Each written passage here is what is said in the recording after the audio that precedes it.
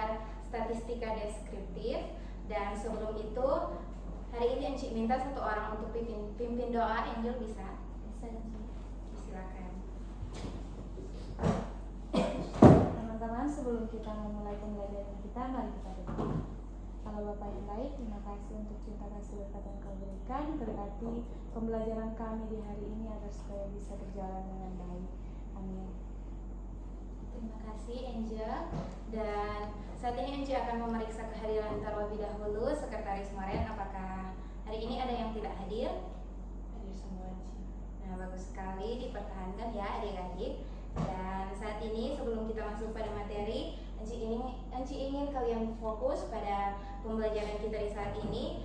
Dan di sini Enci ada gambar, ada 6 jenis jajanan tradisional di Sulawesi Utara. Nah, dari ke-6 ini kira-kira jajanan mana yang paling adik-adik sukai?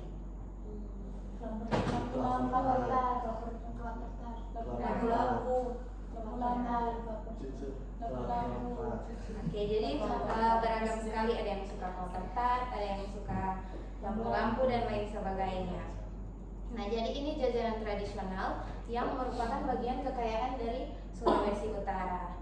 Nah, di SMP dulu adik-adik sudah belajar mengenai mencari nilai rata-rata, median dan modus dari data tunggal yang jumlahnya hanya sedikit. Nah, di sini siapa yang masih ingat apa itu rata-rata? Kalau dari Foni, apa itu rata-rata? Rata-rata itu juga banyaknya data per sebulan. Ya, betul sekali Foni. Nah, kalau dari Moren, kira-kira Moren masih ingat apa itu median? Nilai tengah. Ya, bagus sekali. Kalau dari Familia, apa itu modus? Nilai yang sering muncul. Ya, bagus sekali dari jawaban dari adik-adik semua. Dan kalau adik-adik lihat di data ini ada 8, 6, 9, 12, 10 dan 6 dan 7. Nah, dari data ini nilai berapa yang menjadi mediannya? Ada yang bisa menjawab?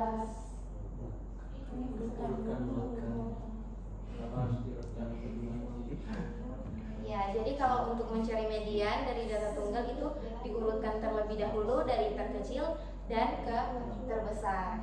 Jadi mediannya berapa? 8, bagus sekali. Kalau modusnya? 6. Bagus sekali. Nah, datanya kalau cuma 5 sampai 7 angka, pastinya gampang orang mau cari DP median dan DP modus dan rata-ratanya. Tapi bagaimana jika kalian adalah pemilik toko kue besar di Vandano Kong, memiliki catatan penjualan selama 40 hari dengan hasil penjualannya secara acak? Ada yang habis 10 tempat per hari, bahkan ada yang sampai 45 tempat dan ada yang 30 tempat habis per hari. Nah, jika toko kue tersebut mencatat penjualan selama 40 hari, kira-kira satu angka yang paling adil untuk mewakili penjualan hariannya berapa? Kira-kira adik-adik bisa tebak enggak dari 40 hari itu angka berapa yang mewakili semuanya? Nah, apakah orang bisa mencari nilai median modus menggunakan cara yang adik-adik so pakai tadi? Orang urutkan terlebih dahulu dan orang langsung lihat, oh yang paling banyak itu ada 6. Jadi itu mungkin akan sangat panjang dan melelahkan kita. Karena itu hari ini kita akan belajar bagaimana menghitung mean, median, dan modus dari data interval atau data kelompok. Namun sebelum itu Anci akan membacakan tujuan pembelajaran. Yang pertama, menjelaskan konsep mean, median, modus dari data berkelompok, menghitung mean, median, modus dari data berkelompok, dan menghitung serta menggunakan ukuran penempatan data untuk menyelesaikan masalah dalam kehidupan sehari-hari. Jadi kita akan belajar menjelaskan dan menghitung serta menginterpretasikan konsep mean, median, modus untuk data berkelompok. Nah, gunanya apa? Supaya kita bisa mengambil keputusan bisnis yang cerdas dan berbasis data.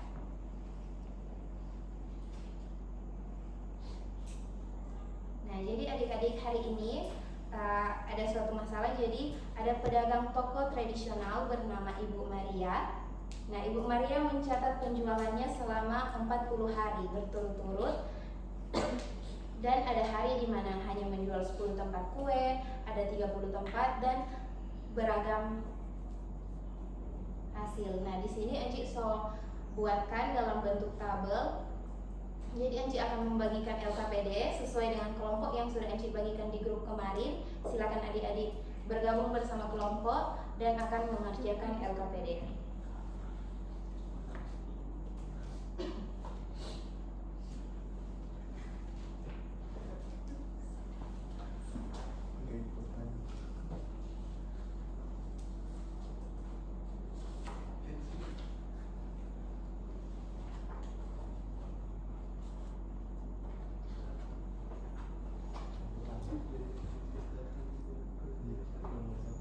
Nah, jadi kita adik-adik sudah dibagikan LKPD dan ingat di dalam kelompok ini adik-adik bukan hanya sekedar menghitung angka demi angka menggunakan rumus, tetapi ingin kalian berdiskusi bersama dengan teman-teman kelompok dan mencari tahu apa arti dari angka yang kalian temukan. Nah, di dalam LKPD tersebut ada tabel distribusi frekuensi berkelompok yang harus kalian lengkapi terlebih dahulu. Namun sebelum itu kalian bisa mengisi untuk identitas dan membaca petunjuk pengerjaan LKPD.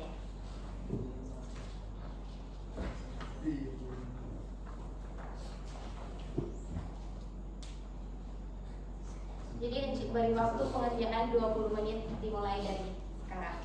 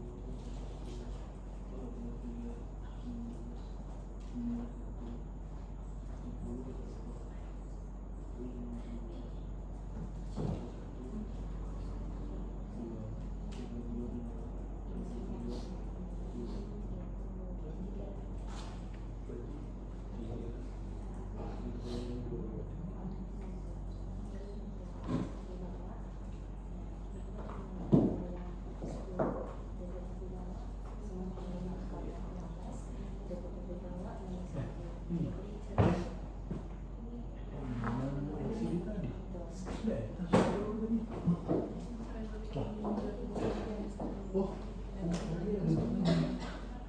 ini sih pasti kayak gitu.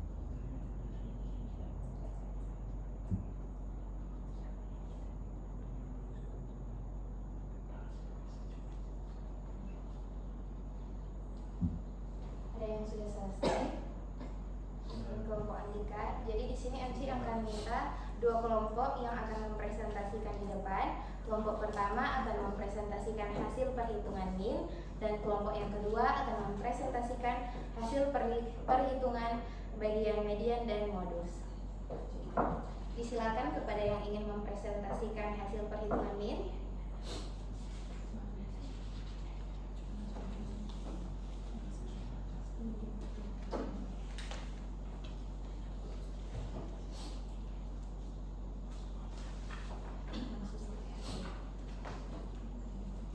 Baiklah, terima kasih untuk kesempatan. Hasil yang kami dapat dari diskusi bersama, pendapat rata-ratanya 23,85 dan dibulatkan menjadi 24. Jadi rata-rata penjualan kue Ibu Maria adalah 24 tempat per hari. Oke, kita beri tepuk tangan untuk kelompok NDK. Saat ini disilakan kepada kelompok Fonik untuk mempresentasikan hasil dari median dan modus. Di sini dari soal kami mendapatkan mediannya yaitu 23,053. Yang modus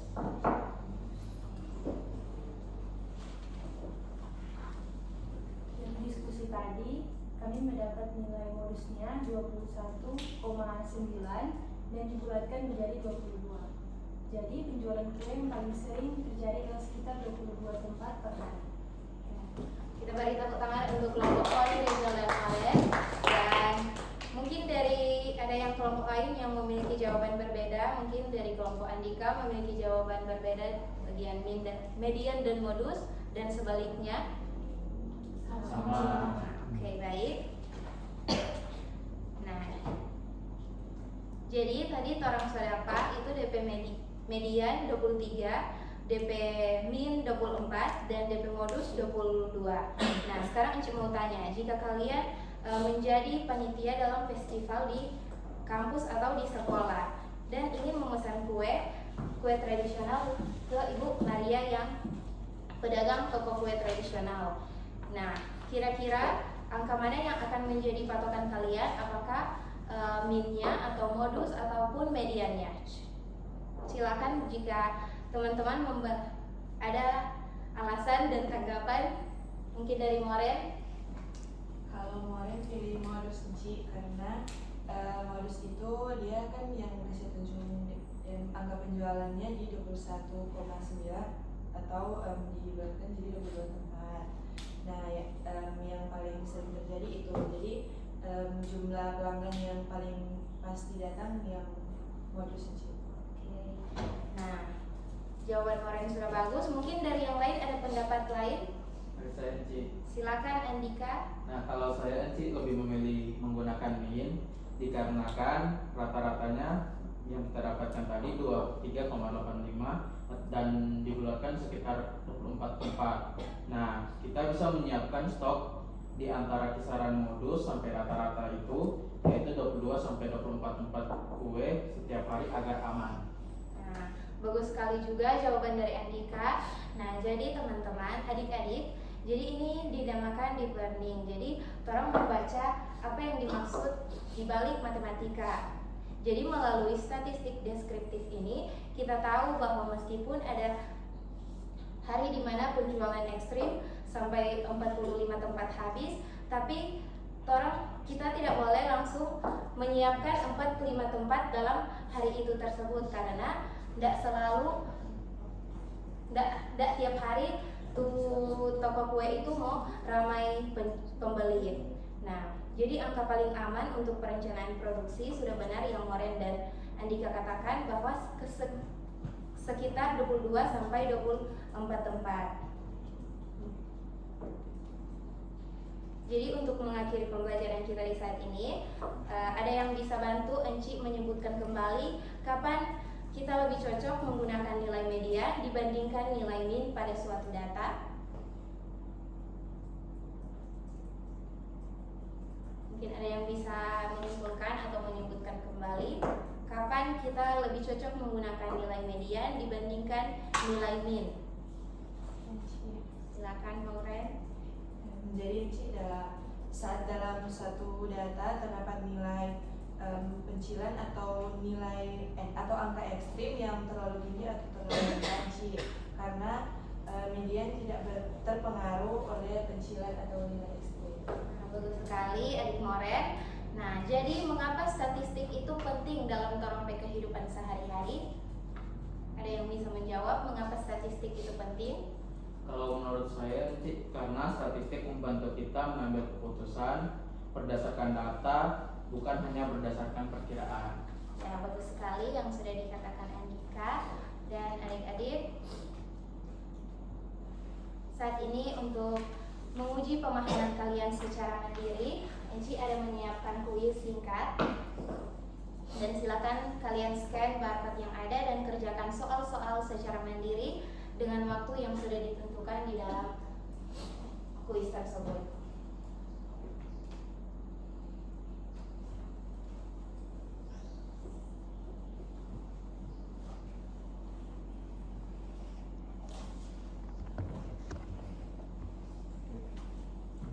Silakan mengerjakan kuis yang ada selama kurang lebih 3 menit.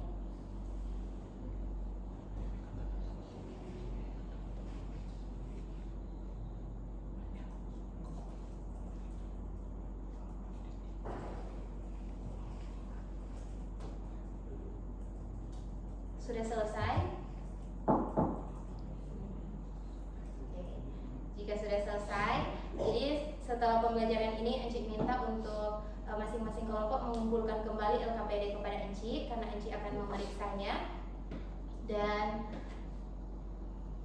terima kasih atas partisipasi dari adik-adik semua di pembelajaran di hari ini. Dan pertemuan berikutnya kita akan belajar tentang ukuran penempatan data, yaitu kuartil dan box plot. Jadi jangan lupa adik-adik mempelajarinya. Dan sebentar malam di grup kelas Enci akan mengirimkan tugas mandiri yang akan kalian kumpulkan pada pertemuan selanjutnya. Jadi saat ini kita akan menutup kelas dan Enci minta Sion untuk menutup kita dalam doa.